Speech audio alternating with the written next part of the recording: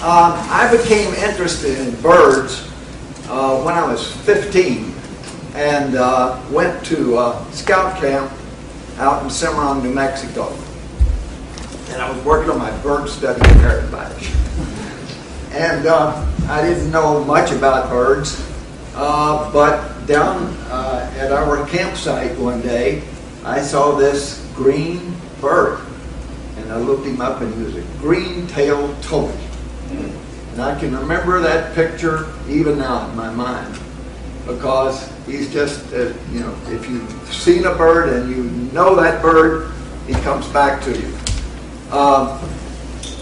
I also found that as I did consulting in various places, I was one of these that had to travel and go to different cities, and that was a real advantage because I'd take my binoculars and my bird book, and they didn't take up much space. Put those in the suitcase, pull them out, and I could take a walk every morning and see birds. And they're different in every part of the country. You know, you see orioles in San Diego and yellow-headed blackbirds in Idaho, and scissor-tail flycatchers in Texas, and there's just a whole bunch of different kind of birds that you can see. And so there's always something new if you're looking at birds. I was delighted when we moved to Kiawah because there's a lot of birds here, and we have a pretty good stock of them to see all the time, and others coming and going. I want to show you 106 different birds today on 211 slides. But you don't have to be worried, because I'm only going to spend 12 seconds on a slide. I've got to so it takes, once I start on that part of it, it will take 42.2 minutes.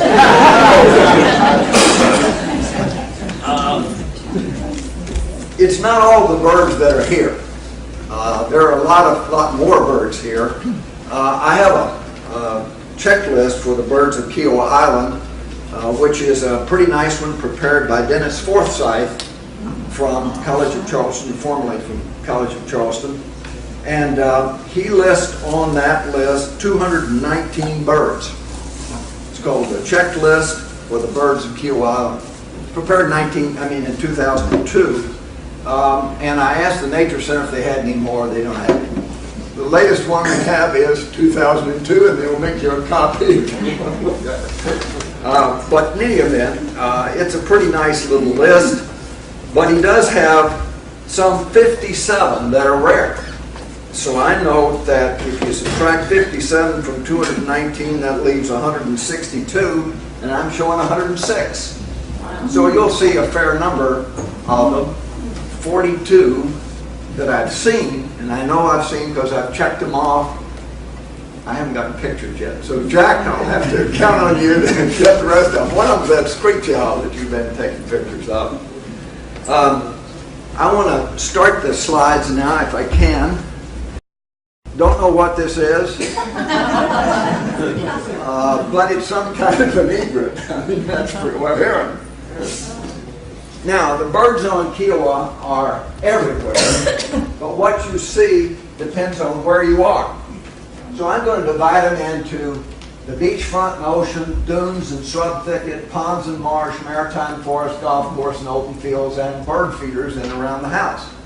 This is not a perfect breakout because you can see any of these birds almost anywhere, but the chances are you'll see them more in the right place if you do it that way. So let's start off with those on the beach, and here's a willet. You'll see willets on the beachfront.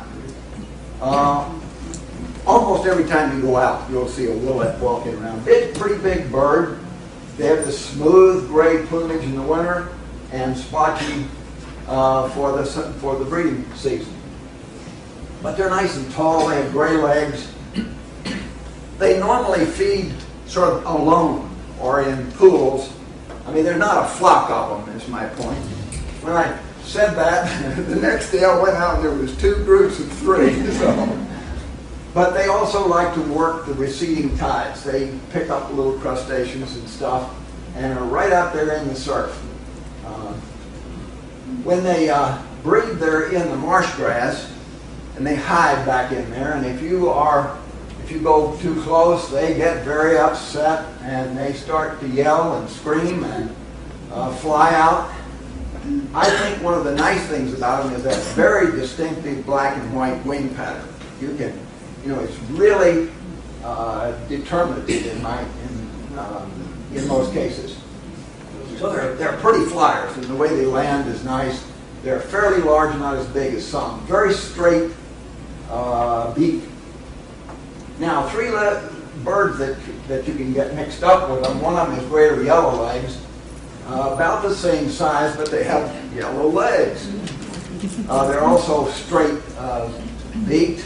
And here is a wimbrel. Notice that downturn to the beak, also a pretty big one. You get a chance to see how big they are by comparing them with the gulls. And then here's a marbled godwit. And the distinguishing feature here, he's got a real long beak. I mean, when you see him, you say, I can't be a willet, the beak is too long. Now here's one of my favorites. Very distinguished migrant, goes to the Arctic every year to breed. And when he comes in, he's in large groups. And they kind of stay in groups, they feed in groups, they're on the beach now, is my sense. I saw these just the other day. They're about robin size. They have these dull yellowish legs, medium bill, light rump. Notice the white part to the rump up there. I'll get out my pointer too if I can.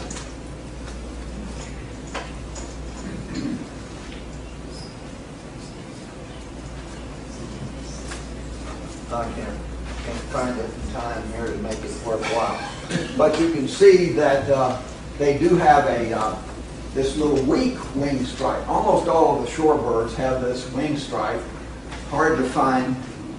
Now the neat thing about red knots is when it comes time to, just before they leave, they turn this beautiful rust colored on the stomach and head. And then when they migrate, they do so in a blaze of color. But you'll know these when you see them because there are so many of them together. Now here's some ruddy turnstones. There are these two back ones back here. They're in with a couple of red knots. But they mind their own business. Note the red legs. They're reasonably small. And they have this distinctive breast coloration all over the front. And they're always in a hurry. They're moving around. They don't seem to be in flocks, but they mix in with the other birds. Now, the little guys that you see on the beach are usually sanderlings, but they're usually moving so fast, and you can't stop them long enough to see what they really are, so they could be anything. Here's the winter plumage of the sanderling. It's very nice and gray and white breast, black legs, black beak. When it comes to the breeding time in the spring, their plumage is brighter, and they live here all year, so you'll see them. But it's easy to get them mixed up with semi-palmated sandpipers. In fact, the last two I showed you probably are semi-palmated sandpipers. But the way you can tell the semi-palmated sandpipers is that they're usually in a pretty big bunch, and they feed in the sort of marshy areas, whereas the sanderlings are out on the beach itself. And here they are sort of flying in and landing and working the marsh, but together in a fairly large group. Now, here's one of my most favorite ones, is the black stemmer. These guys, they look like F-16 sitting when they sit on the beach, and there's a ruddy turnstone down there too. They have these long, thin wings and orange beak, and they have amazing control when they fly. They can fly right next to the water and use this beak to skim the water surface for food. And they do that, and when they drop one bill below the surface, They hit something, they pick it up, and they carry it away. And there's a flock of them that lives out on the East Beach, and these I showed you a little bit earlier are from the West Beach. So they're out there, especially in the evening and morning. Here's another neat bird, I think. It's an oyster catcher. Has this little red ring around the eye. Of course, you can't see that from 1,000 yards, and they won't let you get very close. Here, they let me get very close. And the reason they did was because they got a little chick there, and they can't just fly away. So they had to stay around and be nervous and kind of fuss the whole time I was around them. I think Eric would tell me not to press them like that. Here's a black scoter sitting on the beach. They're normally in huge, big flocks out there in the water, and you can see them sort of riding the waves. Here's a black-bellied plover, very distinctive breast. This is the breeding plumage. In the wintertime, they're much harder to find. But you can see him, and you can even tell him when he's flying because that black shows up. He's pretty big. He has a 29-inch wingspan. And there he is again with a dunlin, so you get a chance to see how big the two of them are, a big one and a little one. The dunlin is a neat bird. They could be mixed up with a red knot as well, I think. They've got a distinctive black belly, however, in the breeding season, and this long, slightly drooping bill. See the slight droop to it? Nice wing bars, and very distinctive, and they travel and feed in flocks. So some of the birds feed in flocks, some of them feed by themselves, and that's one of the ways that you can kind of tell a little bit of the difference between them. This is one of my not so great photos I might add. Now here's a bunch of brown-headed pelicans. And you sort of say to yourself, why in the world is it called brown-headed pelicans? There's not a picture. Oh, there it is. It's the old man that has the brown on it. And they have this ability to fly real low and sort of draft against the waves. They seem to do everything in formation. Flying around like that in tight formation, I think using the drafting ability to get their lift and so on. And they even fly away in formation. And I think they also like to pose for photos because here's one sitting. Notice that he has a band on his leg. So he's, someone's caught him and subjected him to this humiliation. Here's a piping plover. We've heard an awful lot about piping plovers on Kiawah, and we've got a few of them. I'm not sure exactly how many, maybe 18 or 20 pairs at any given time. They, some are in Massachusetts, their breeding area, and then they're down here in the winter. But they're down here right now because I took these pictures last week. They're a neat little bird. You can tell them because their legs are sort of reddish orange, and they've got the usual plover feeling. These are Wilson's plovers. Look how much longer and thinner they are. Black legs, black and a pretty big bill. They look stretched out. And they also will put up a fuss if you disturb them during the breeding season. They'll try to lead you away. They're up on the back part of the beach in the sand dunes. Now, there are a lot of other shorebirds. I mean, I haven't touched the sort of thing. There was 17 gulls and terns that I saw in Dennis's list.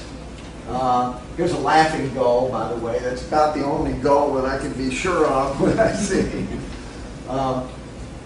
And notice the red beak on him. But there are so many different gulls and terns that I won't try to go into the gulls and terns differences. And besides, there's difference between the first year, the second year, the third year, breeding, non-breeding. It's sort of a mess.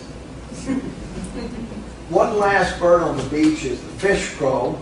He's big, he makes a lot of noise. Now if you move back from the beach a little bit into the dunes and the shrub thicket, here's something that I caught, a bobolink. There are a lot of them in Idaho, Montana, out in the open fields, but we don't see very many of them here. But they like to be in the seas and everything. Now here's a marsh wren. You can almost see him right there. But you hear him because he's out there and he makes a lot of noise. And there he is up close. They're a cute little bird, and they just hop around and sing, and they're real neat. Different than a Carolina wren, which is around the house. Here's a yellow warbler. I've seen very few of these. This one was on the ocean course. They seem to like little thickets near the water. If you go into Colorado or New Mexico or any of those places, you'll find them in those kinds of environments next to the willows. And note this pair of grackles, the big male, black, female's browner, and the male has this yellow eye. Here's one of my favorites also, a nighthawk. I rented them in Texas as a boy. Note that white band on their arm.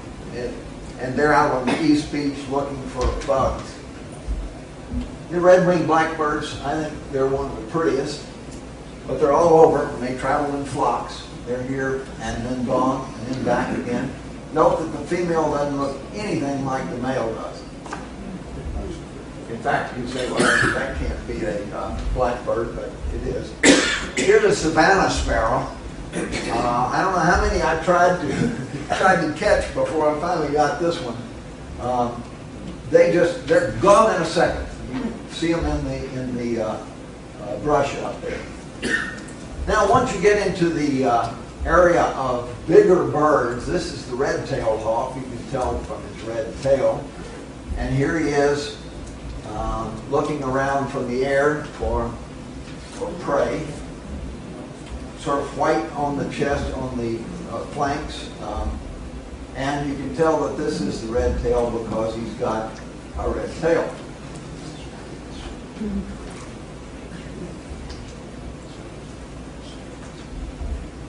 Here's a red-shouldered hawk.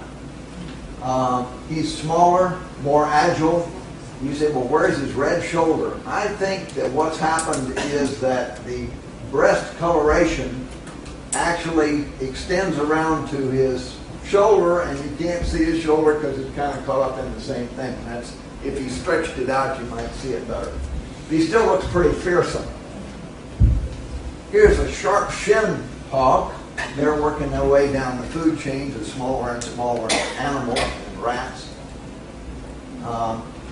And here finally is a Cooper's hawk. Note that I don't have a picture of an eagle. Sad. Marilyn won't take me on one of her kayak tours. Here's an osprey. They specialize in fishing, as you well know.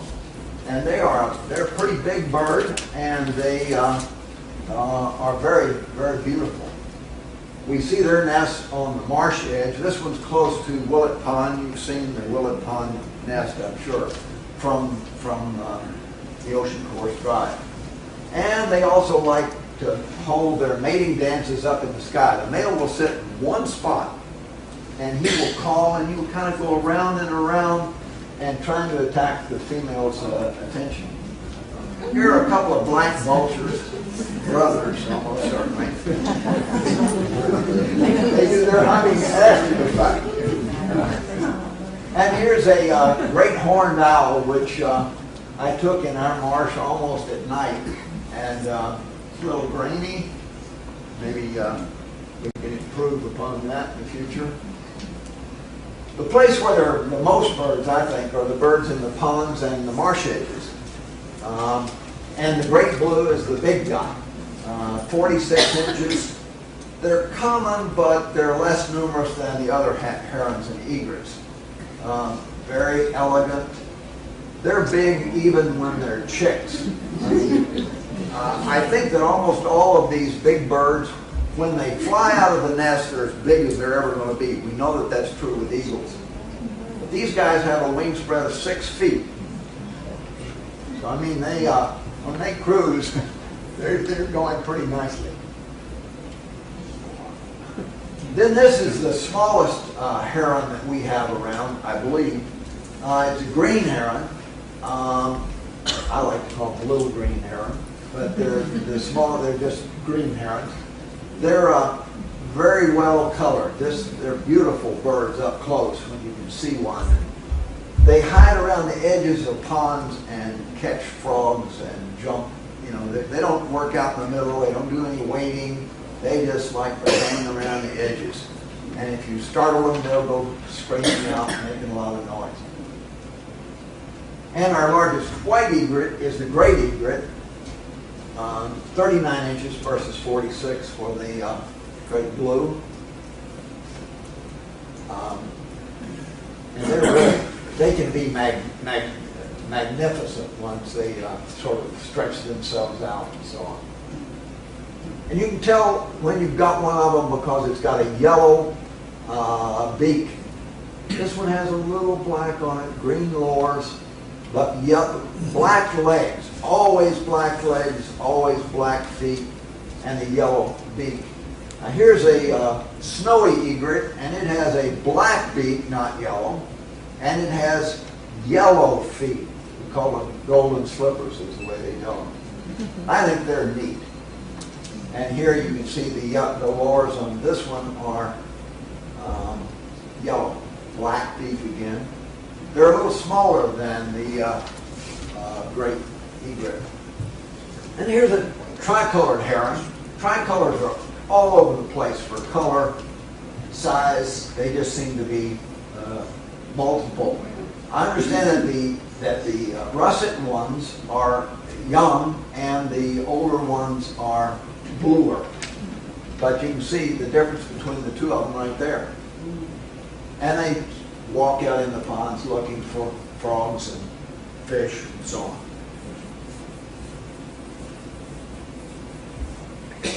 And sometimes they can be real wild showmen, running their wings. It's hard to get a good picture of them flying, but I guess if I work at it, maybe one of these days I'll get one. This is a little blue heron, and you say, how can he be blue and white too? The young is white. And how can you tell the difference between a blue heron and one of the other egrets? Well, it's the color of their legs and their bill. They just have this sort of blue cast to them. And they're a little smaller than the great egret, so you're sure you've got one when you finally see it up close. My favorites are the wood storks. I mean, those things, they're huge. They have this prehistoric look. They have, no hair on the head. That's because they spend a lot of time with their head underwater, I think. And when they fly, they're just, to me, they're inspirational. We don't have them here apparently all year, though you might see them anytime. Here's a white ibis, and the brown ones are the immatures, and they will eventually turn white all over. Very orange bill. Here's a glossy ibis. Don't hardly see any of these. I got this one over at Cacique. It's about the same size, same shape, except he's this sort of dark brown. Here's an anhinga. They usually are sitting with their wings outspread to dry them off because they swim underwater. And they're called a snake bird. You can tell them from the other birds because they've got a very sharp, needle-like beak. And this, and you see it even on this male in the breeding plumage. But look, that black and white, that's really something in breeding plumage. Very square tail, long, thin.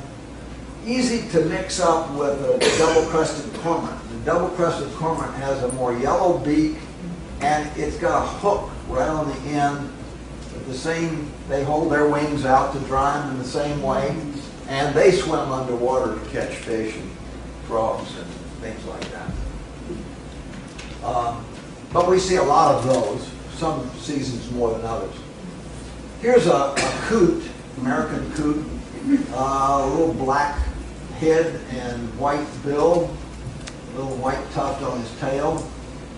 And they're about the same size as a moorhen, which is just a little bit longer and thinner, but look at that neat. The male has this real nice red forehead. I'm not sure what you call that. And here are two moorhen chicks. Same shape and everything, but they aren't colored yet. Now here's a pied-billed grebe. We have a number of grebes that are possible here on Kiawah, but this is the one that you see most of the time. They have a little short beak. They're not a very big bird. They sit out there, but you can find them on many of the ponds. Another interesting freshwater bird is the black-necked stilt, so called because he's on these stilts. And look at those legs. I mean, that is the funniest thing I've ever seen. But when you get him out in the marsh, it don't look so funny anymore. And they're very useful to the birds because they can walk out in pretty deep water and still work the marsh. And they don't seem to get in the way when they fly. They're a smooth, nice flyer. Nice white tail here. And here's a couple of the chicks wandering out in the marsh. And when Mom sees other people approaching, she starts to call out, and the chicks come scurrying. These are over close to the ocean course. In the winter, and that seems to be the only time they're here, there's a variety of ducks, and these are the hooded mergansers that we see so many here, and they're very pretty, I think. There's a pair of them. The female is browner. The male has this beautiful hood, yellow eye, but so does the female. And this russet color on the side. Check that eye. And I love the shape of his beak. Or his bill, I guess. White. And when they sort of roll over on their stomach, the bottom is white too. So they're easy to confuse with buffleheads, which we'll show you in a minute. But here's the female. Here's a pair of redhead ducks on Ibis Pond. Notice the red head. The female doesn't look the same. I just barely got that picture. They're kind of hard to catch. And here, the contradiction of this picture is that normally you see scalp hundreds of them at the same time. Here I've only got a picture of one. This is a blue-winged teal. There's also a green-winged teal. Don't have a picture of him, but they're pretty ducks. And this is a bunch of buffleheads. Notice the female has this little white cheek mark, and the male has the ruff on the back of his head. And note right at the waterline, he's very white all the way. So the way you can see them way out there is that they're just more white when you look at them. Here's a wood duck. Female's not this pretty, but and we don't have very many of them on Kiawah, but they're possible here. Now to wrap up the pond-loving group, I've got two pictures of a black-crowned night heron. This is the immature. This is the mature. And here's his cousin, the yellow-crowned night heron. This was down on George Street, downtown. I've seen them here, but they're not as common as the black. And here's a bittern. They can hide. Man, you just barely can see them out there in the cattails. But they're almost always in the freshwater ponds. And here's a kingfisher. Kingfishers are bigger than you think they are, and they love to fly around making noise as they go from one place to another. They don't sit still for a minute, it seems. They're reputed to fish, but I've never seen one catching them. Now we can go to the birds in the maritime forest. The most immediate set of birds are the woodpeckers, and this one is a red-bellied woodpecker. You say, why isn't a red-headed woodpecker? Because his head's red. Red-headeds have a total head that's red. This one guy only has a little tiny red. It's really pink. So I call him a pink-bellied woodpecker. Is what you want to call him. And this, of course, is the pileated woodpecker, our largest woodpecker, and is also noisier. And a pair of them will frequently be working together. Here's one that's looking for lunch. They work the trees over pretty well to take bugs and stuff out of them. They're a very striking bird, I think. Here's a downy woodpecker, which is easy to confuse with a hairy woodpecker. We're very similar. They're the smallest ones that we have here. And a flicker. This is a long distance shot of a flicker because it's real hard to get any closer than that. But he's very characteristic. He has the red on his head like all woodpeckers. This one has some red there too. Now this may be a female or something, but it's a yellow-bellied sapsucker. And here's a neat bird also, very secretive, the brown thrasher. Beautiful color, this russet color with white breast streaks. And he sits up in the tree. You can also see him under your bird feeder. But he'll sit up in a tree and he will sing like a mockingbird. And you think, hey, there's a mockingbird, but there's one difference. He only sings his song twice at a time, and a mockingbird sings it 3 or more times. So you can tell the difference between them when you hear them way off as to which one it is. And here's his cousin, the catbird, little black bird, very secretive also. Black on his head, but his rump is russet colored. You just barely see it here. But he's down underneath. He calls like a cat, sounds just like a cat when he calls. And then the more well-known member of this group is the mockingbird, distinguished by the big flash of white that you see when he starts to fly. Here's a ruby-crowned kinglet. If you got real close and were real lucky, you'd see a tiny little flash of red right up there. But that's hard to see. Here's an orchard oriole. They hide way up in the top of trees and they sit there and sing, and their songs are very, very distinctive. But if it weren't for the singing, you could never locate them because they're up high and they're difficult to see. Sometimes they'll sit out on the edge like this. I was lucky to get this picture. Here's another one that's easier to see to hear than to see. It's a pine warbler. Slightly yellowish breast. You can see it here. But he's almost always in a pine tree, working those little branches and digging for pine beetles or something. This one is a brown-headed nuthatch. Note the brown head, little bitty, tiny, kind of wren-like. Those two stripes, those are shadows from the sun. You can even see him on your feeder every once in a while. He's not a very frequent feeder bird, but and the last few weeks I've seen this guy is red-breasted nuthatch, about the same size, same habit, this upside-down characteristic, hanging on to branches and so on. And here's one of our favorite birds, I guess, the Carolina wren. Beautiful singer, just sits there and belts it out. You don't think it can come out of that little a bird.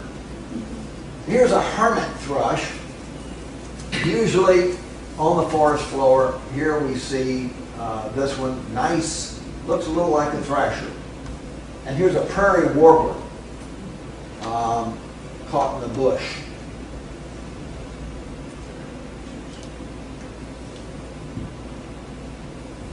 We've got a lot of warblers, almost all of which are yellow-rumped warblers. You're familiar with that. They're called butts by Turner. They're a little bitty guy, and they are everywhere. You can hardly go out and look for birds because they disturb everything because there's so many of them flying around. I've counted 100 of them in an area where they're standing there. Nice little, when they're well colored, they can be just almost anything, but they have this sort of yellow on the sides of their breasts. Here's one of the two bobwhites that I ran into here on Kiawah. They normally like the open fields. These were sitting in two live oak trees in a field, talking to each other back and forth, and I finally got them. We have had a wild turkey in the preserve. I understand there's a lot of them over on Johns Island, but we don't have, they're not any here that I know of right at the moment. Here's a couple of crows. You'll see them on the construction sites. And one of my favorite birds, too, is this great crested flycatcher. He has this yellow breast and a russet back, and they fly all over, a pair of them trying to get squared away will just fly around making a lot of noise, calling to each other. It's something fierce. Now, some birds like the open fields and the golf courses, and the one that's most easily identified in that sort of way is a killdeer. They have 3 black stripes across their chest. I don't have any pictures of that, but and they sometimes try and divert you from their nest by playing like they have a broken wing, dragging it on the ground. Here's an eastern kingbird. Very nice bird, not too big, but notice the white tip on his tail, black head, short little beak. He catches insects for a living, so we all like him. And he's, you can see the white tail again. That, when you see that, it's very square across the bottom. When you see that, the dark head, not too big, sitting on a branch, going out to catch things and coming back. That's probably the kingbird. Closely allied to him is this eastern phoebe. You know, his tail is notched, and he doesn't have a white end on it. You could confuse him. He's a little smaller than the kingbird. Maybe even considerably smaller, an inch or so. Another bird that you see on the ocean course is this loggerhead shrike. They're neat because they catch grasshoppers and they will put them on a barbed wire bar just to hold them until they're ready to eat them. They look a lot like a mockingbird. You think they are till they fly. But when they do, they've got white patches, but they aren't as prominent as a mockingbird. Now here's a swallow. We know he's a swallow. He's probably a tree swallow. I'm absolutely positive. This one is a purple martin down on the ocean course. Notched tail. And here's a bluebird. I have, Bill Blizzard made me this bluebird house. I put it in my side yard. It didn't attract any bluebirds for years. I moved it out into the marsh. They sit out, he sits out there. They come every year, 3 or 4 times, reject it every time. So here's one on my feeder. I'm on my bird bath, and the other day, I think there were 10 of them on the bird bath at the same time. I mean, just really inspirational. Now here's a blue grosbeak. A little bigger, looks a lot like a cardinal, except that he's blue. He's got this sort of rusty colored wings and so forth. And his mate is more like a cardinal. They got that big, thick bill of the seed eaters, and they like the large open spaces. Here's another bird at the ocean course, the pectoral sandpiper. I know it's a pectoral sandpiper because Nathan Diaz told me that it was. So I would have never guessed what it was.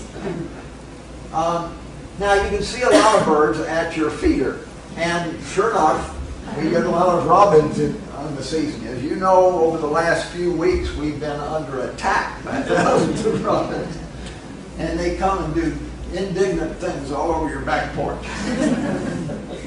And they apparently come down in the middle of the winter time to get away from the cold. They've got a white tail also. Here's another neat bird that you frequently find at the same time, which are cedar waxwings. They fly in the tightest little formations you've ever seen. They're all over the place, all around. This is a very common bird, the house finch. I get them confused with a purple finch, which I can't tell the difference between. And here's chickadees.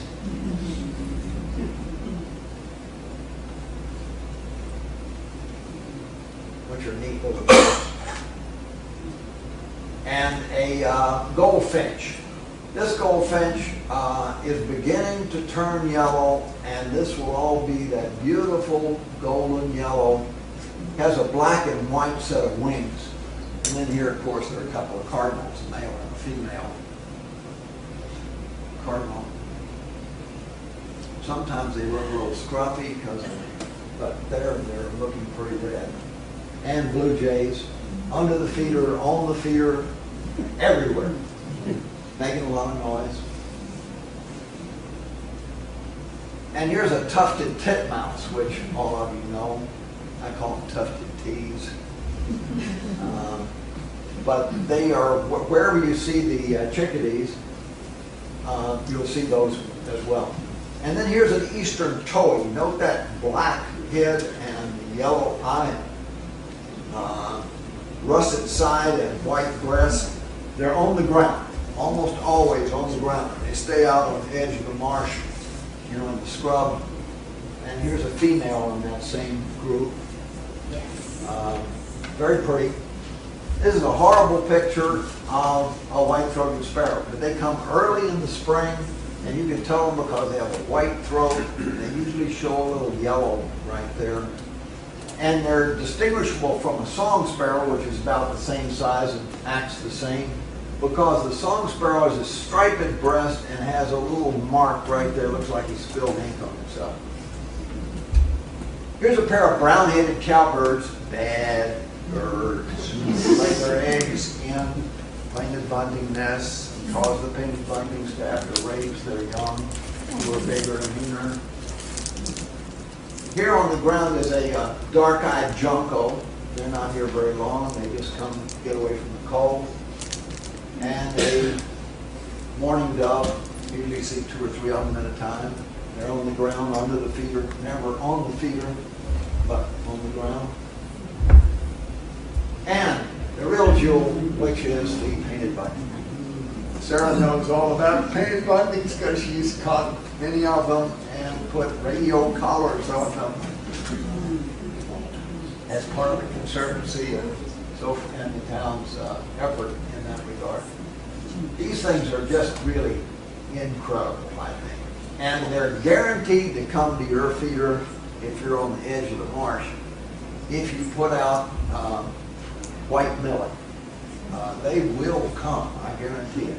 And usually in the evening, Dave Elliott says that he can guarantee them for cocktails any night. Animal Planet, as you are aware, came and filmed these and the banding of them.